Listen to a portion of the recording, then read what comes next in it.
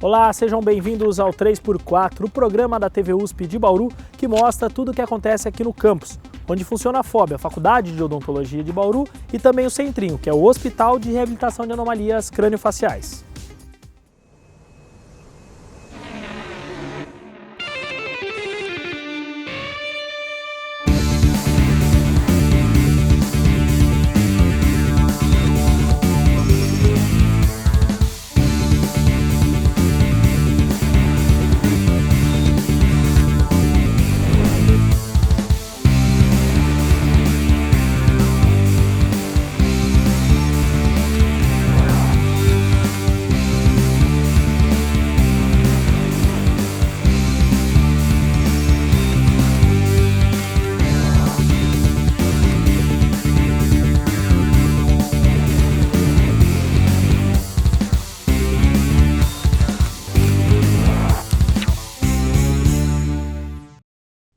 No programa de hoje, você confere uma pesquisa que visa diagnosticar pela saliva a Zika, doença que vem causando alerta em gestantes de várias partes do mundo, inclusive no Brasil.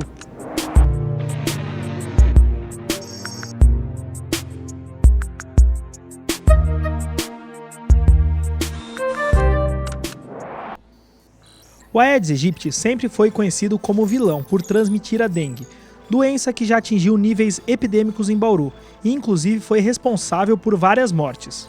O mosquito agora é motivo de uma preocupação a mais, o Zika vírus. Os sintomas da Zika são mais brandos que os da dengue, mas o grande alerta é para as gestantes. A preocupação é pela associação do vírus com a microcefalia, que é quando o crânio do feto ou do recém-nascido é menor do que a medida esperada para aquela idade gestacional. Em Bauru, 4 gestantes foram diagnosticadas com Zika neste ano. Felizmente, segundo a Secretaria Municipal de Saúde, nenhum desses bebês nasceu com a microcefalia. Apesar disso, a doença deixa as grávidas em alerta. Hoje, o teste da Zika é feito por meio de exames de sangue. Mas já imaginou fazer isso pela saliva? É esse o objetivo de uma pesquisa da FOB.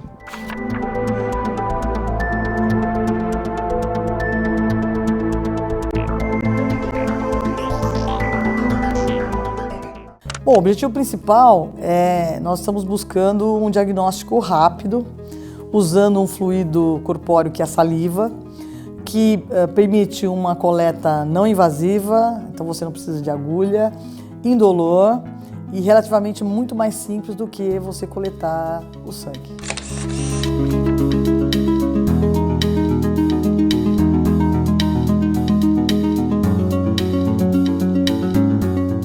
A Zika ainda é um questionamento muito grande do ponto de vista clínico e também de diagnóstico, porque a gente não sabe realmente quais serão as consequências ainda dessa enfermidade para as pessoas, se a curto, médio e longo prazo. Então, focar num diagnóstico rápido, indolor e de uma coleta muito mais simples para ser realizada é o alvo principal da nossa pesquisa. E, diga-se de passagem, inovador e pioneiro. Então nós somos, no mundo, um dos primeiros grupos que está fazendo essa abordagem. O estudo é desenvolvido pela FOB em parceria com a Universidade Canadense. Quem coordena a pesquisa por lá é o professor Walter Siqueira. Ele conversou com nossa equipe pela internet e detalhou as vantagens do uso da saliva no diagnóstico.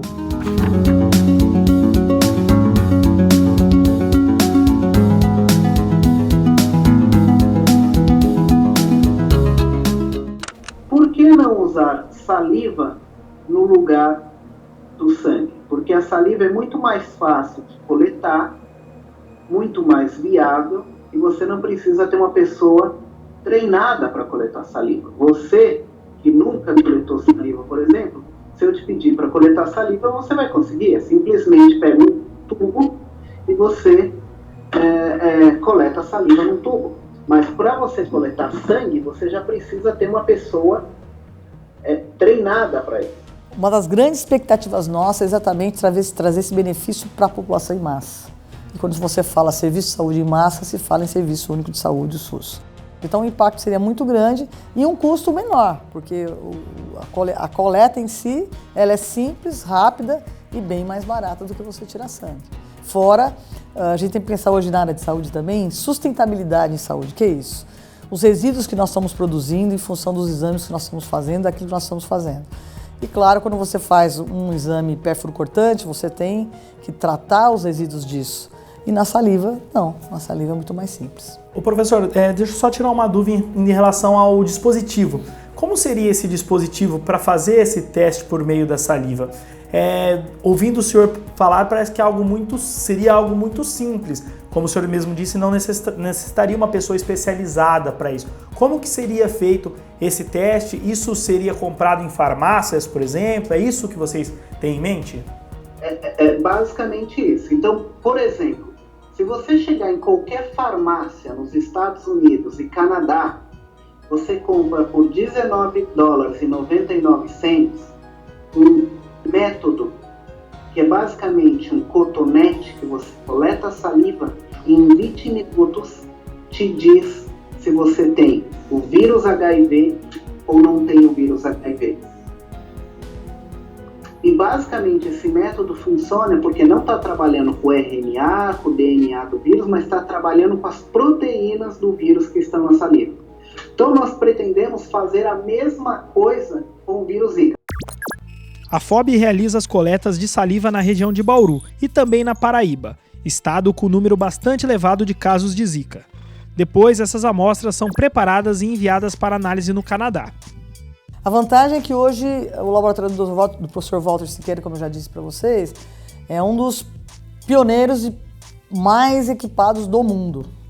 Então isso é um grande ganho nas cooperações internacionais, no caso da USP, FOB-USP, com a Western University, a Escola de Odontologia e Medicina, lá é Odontologia e Medicina, né?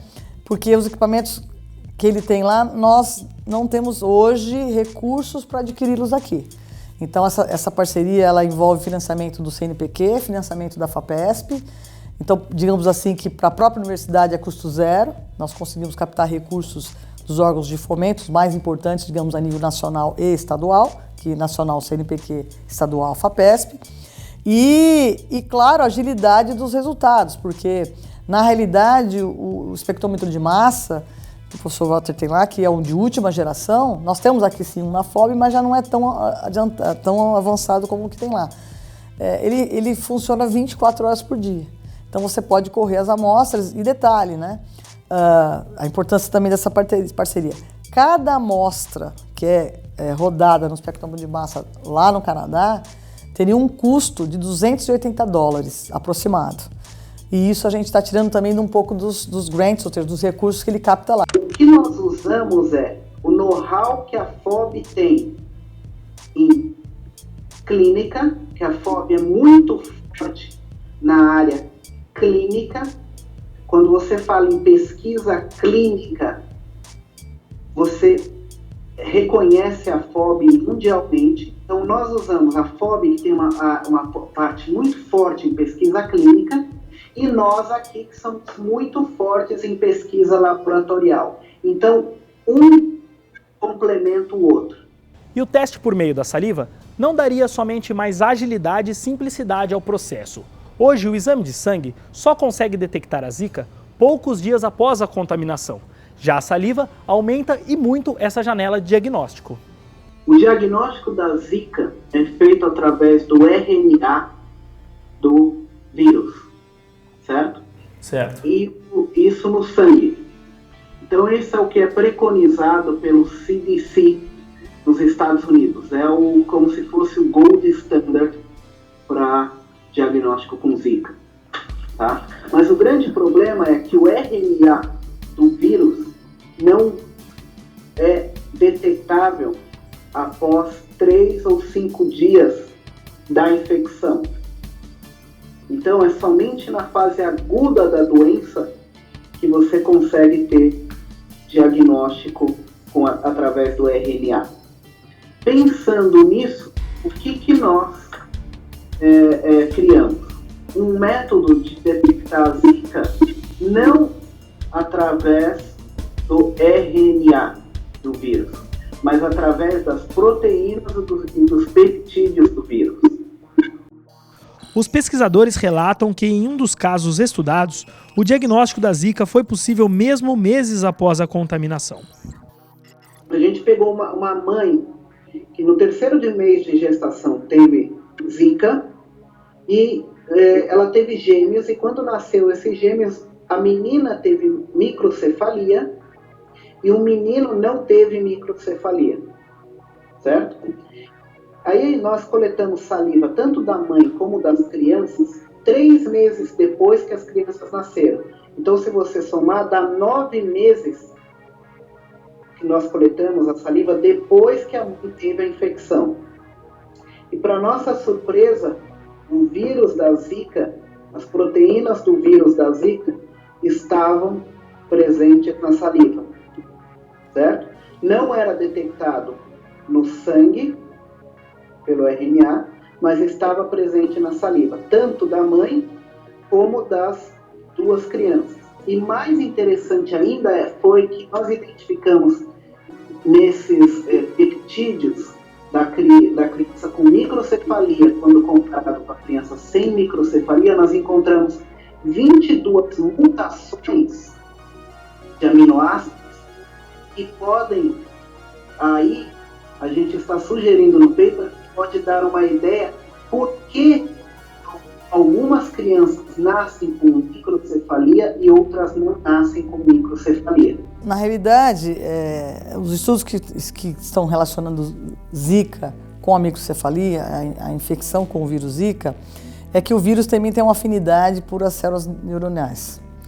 E com isso ele causa danos e que, consequentemente, numa fase de desenvolvimento, no caso do bebê, que está sendo gerado numa gestante Zika doente, digamos assim, e que está contaminada, causa uma série de problemas. A mais evidente, ficou mais evidente, foi a microcefalia. Mas hoje já se fala numa síndrome Zika congênita Zika vírus. Por quê? Porque nós não sabemos quais outras consequências virão. Hoje há uma população de bebês ainda nessas condições, mas ainda não foi possível avaliar quais as outras consequências para o sistema neurológico. Então, é especulativo sim, mas isso abre também perspectivas de nós estudarmos e tentarmos modificar essas consequências. Claro que isso é complexo, muito mais complexo, né? Mas os estudos poderão ajudar nesse sentido também. Essa área que nós trabalhamos, que chama proteoma, que é um estágio após o genoma, que o proteoma realmente é a identificação de todas as proteínas no organismo, e nós focamos principalmente no proteoma salivar, tem um leque enorme de possibilidades para a identificação de biomarcadores, tanto de doenças sistêmicas como de doenças orais. E principalmente doenças relacionadas a vírus e bactérias, onde nós não estamos interessados nas proteínas do hospedeiro, nas proteínas humanas, mas sim nas proteínas do vírus e da bactéria. E você, ao mesmo tempo, você não precisa quantificar essas proteínas, você só precisa dizer, está lá ou não está lá? Sim ou não? Se você, sim, você tem a doença. Não, você não tem a doença. Então, abre um leque enorme de oportunidades. Estamos otimistas sim. Eu acho que a gente traçar um perfil proteômico de um paciente com Zika vírus, além de ser um inovador e pioneiro, permitirá que nós possamos dar outros passos. A pesquisa ela é intrigante e instigante porque de uma resposta aqui surgem outras perguntas. E eu acho que as respostas estão sendo promissoras, nós já vislumbramos uma aplicação prática, claro que isso depende de uma série de fatores, mas essa parceria internacional permitirá que isso seja acelerado. Eu acho que o Brasil ainda é um país que proporciona isso, apesar de toda essa crise, mas nós precisamos vamos num prazo de 6 anos, que nós possamos ter algo já efetivo para a nossa população.